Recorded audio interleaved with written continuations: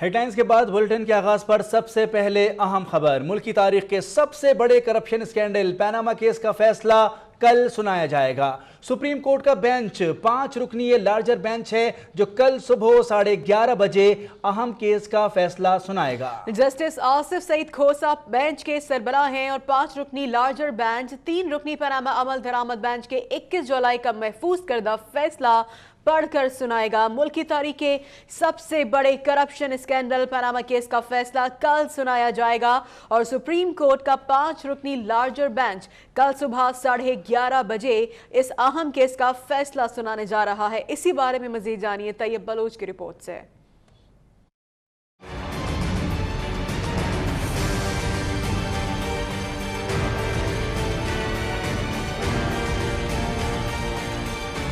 انتظار کی گھڑیاں ختم، وزیر اعظم نااہل ہوں گے یا نہیں، فیصلے کی گھڑی آ گئی۔ پاناما کیس کا فیصلہ سپریم کورٹ کا 5 رکنی بینچ سنائے گا۔ جسٹس آصف سعید خان کھوسا بینچ کے سربراہ ہوں گے۔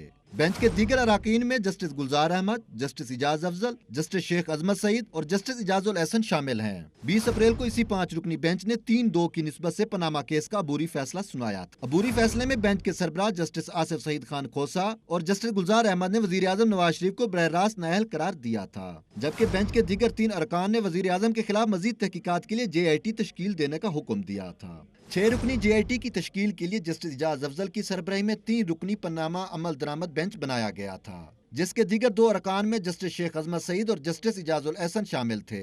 پاناما JIT نے اسی 3 رکنی بینچ کے زیر اثر تحقیقات کی۔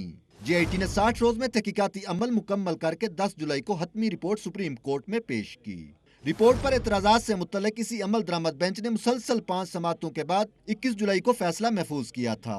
3 رکنی عمل درآمد بینچ کا محفوظ کردہ فیصلہ پاناما کیس کی سماعت کرنے والا 5 رکنی لارجر بینچ سنائے گا۔